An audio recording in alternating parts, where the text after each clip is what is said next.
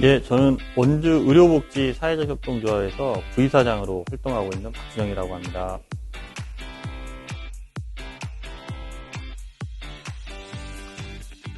저희가 소개시켜드린데 의료와 복지를 담당하고 있는 협동조합이다 보니까 SDG 관련돼서는 웰빙, 건강, 불평등 문제가 저희랑 가장 밀접하게 관련이 있는 것 같습니다.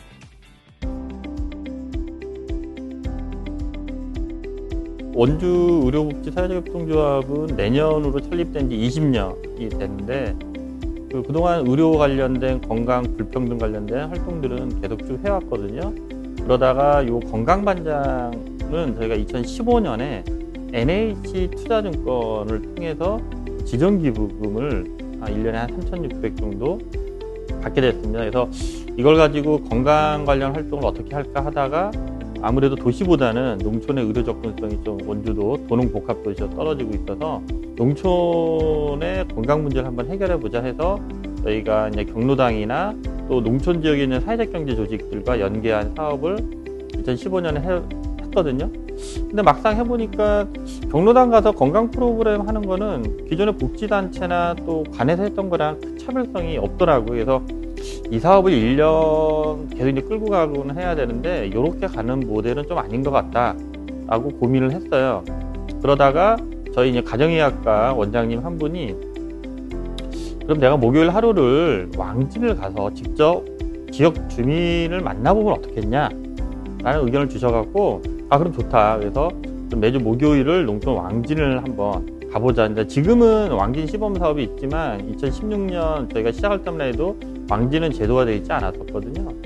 그래서 저희가 사회적 경제 조직이 있는 원주의 3개 지역을 뽑아서 그런 설명을 하고 지역에 어떤 의료나 건강 문제가 있으시면 저희 원장님이 가니까 연결을 좀 해보면 어떻겠냐 하고 해서 다니다 보니까 그러니까 의사분이 직접 챙기는 거는 의료적인 게 있지만 그 전에 이분들이 갖고 있는 건강에 대한 정보나 또 활동에 대한 정보들을 소통하면 좋겠다라고 좀 의견들이 모아졌어요. 의사분이 다 할 수 없으니까 또 간호사분들과 저희가 같이 하지만 그러다가 이제 어차피 노인 일자리 사업 중에 노인이 노인을 돌보는 노노케어 사업이 있어요.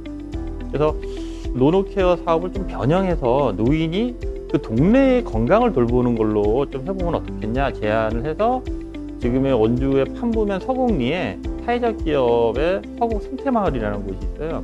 거기에 중간 지원 조직을 해서 동네 상황을 알고 있어갖고 좀 거기랑 우리가 결합을 해서 노인 일자리 사업을 변형한 노인이 동네의 건강을 돌보는 사업을 해보자 해서 이 지금의 건강반장 노인 일자리 참여자 중에 건강반장 분들을 3분을 모셔서 또 노인복지 간의 협조를 받아갖고 추진을 하게 됐습니다.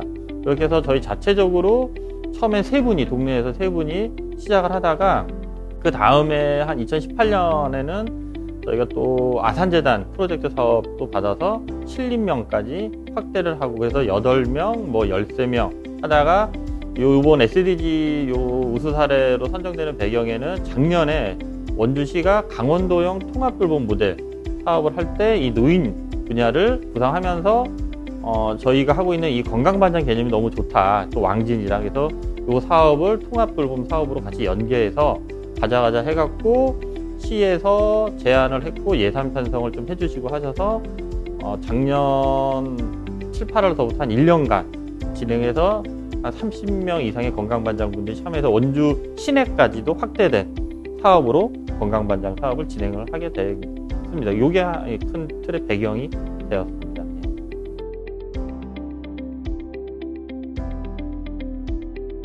아까 배경에서 말씀드렸지만 저희는 원주시와 이 사업을 함께 하기 전에 자체적으로 진행을 해왔기 때문에 계속 진행을 지금 하고 있고요. 원주시가 이 통합돌봄 사업을 보건복지부 통합돌봄 선도사업에 연결을 시키려고 했어요.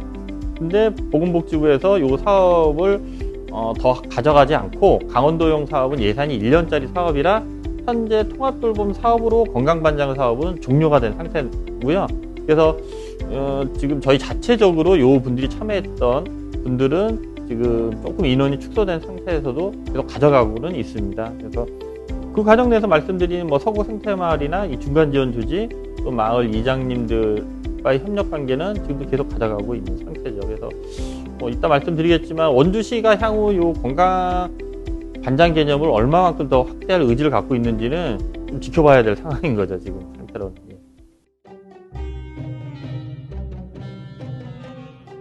동네 상황을 잘 알고 있는 주민을 챙기다 보니까 만족도는 상당히 있는데, 노인 일자리 사업이다 보니까 이 노인 일자리가 1년 계속 가는 게 아니라 한 11개월 하다 끊어지고, 또 이게 정부 사업이다 보니까 코로나 방역 지침이 강화되면 움직일 수가 없는 거예요.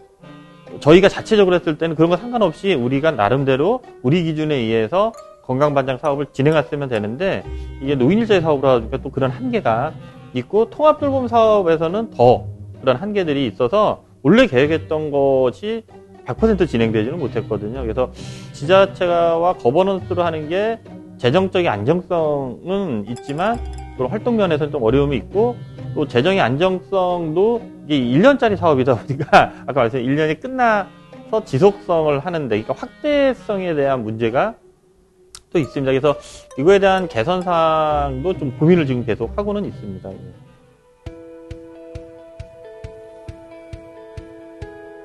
저희는 이 건강반장 개념은 주민을 돌봐서 향후에 어떤 건강에 대한 문제, 또 저희가 이 사업을 하면서 알게 된 거는 마을이나 어르신들 또는 마을 동네 어르신뿐만 아니라 다문화든 장애인분을 돌보는 과정 내에서 의료 기반이 상당히 필요하다. 그래서 지금까지의 의료 기반은 지역 주민이 환자가 돼서 의료기관으로 오는 개념이었다면, 저희는 의료인이 찾아가는 개념인데, 그 찾아갔을 때 동네 상황을 잘 아는 매개, 또 건강반장분들이 있으니까 훨씬 효과적인 개입이 되고, 건강 플러스 복지나 생활에 대한 요소까지도 필요함을 발견을 한 거예요. 그래서 지금까지의 건강이나 의료의 패러다임을 좀 획기적으로 바꿀 수 있다. 그러니까 오는 개념에서 나가는 개념, 찾아가는 서비스한 개념이 또 바꿔질 수도 있고, 또 이것이 앞으로 필요하다, 고령화 사회에서는. 그래서 이 사업을 저는 거버넌스 기능을 통해서 원주시와 또 강원도와도 계속 얘기를 하겠지만, 저희 자체적으로는 계속 가져갈 거예요. 그리고 통합돌봄이 아닌 조금 더 저는 노인 일자리, 사회 서비스 전문 일자리로 이거를 좀 특화해서 가져가면 훨씬 더 참여자분들의 만족도를 높일 수 있고, 이런 사례는 전주시 사례가 있거든요. 그래서 이거는 저희 자체적인 재원 플러스 향후에도 이걸 계속 확대시켜 나가는 게 계속 고민에 있습니다.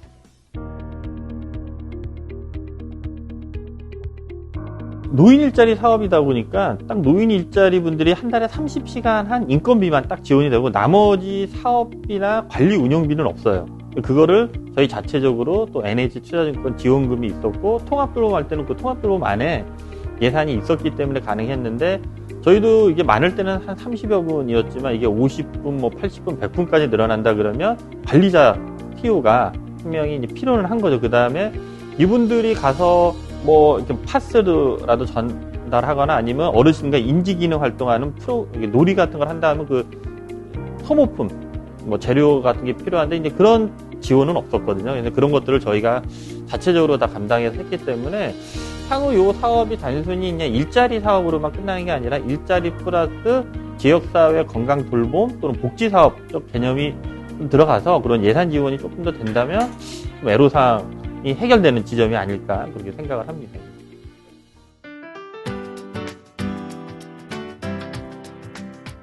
지금까지의 이 주민 참여 방식이 우리 한국 사회 상당히 좀 공원 방식이었고 행정 중심이었다면, 이 건강반장 개념은 그러니까 노인 일자리라는 행정적인 게 있긴 했지만 그걸 기반으로 한 주민 참여형 방식이다. 그리고 그거를 좀 자유롭게 저희가 아이디어를 내서 했던 것이기 때문에, 만약 노인 일자리 사업으로 노노케어라는 되게 이렇게 기존에 해왔던 방식을 만약 노인복지관이나 시에서도 인정을 안 했다면 이 아이디어는 안 나왔을 거예요. 그래서 앞으로도 저는 이 사회 혁신을 할 수 있는 내용 중에는 기존에 해왔던 것들을 좀 자유롭게 변형해서 할 수도 있고, 그걸 인정해주는 것들이 앞으로 많이 필요할 것 같아요. 그러면 지역사회 복지, 돌봄도 되지만 그걸 통해서 좀 더 좋은 일자리까지 만들어줄 수 있는 그런 경험을 한 게 좋았고요.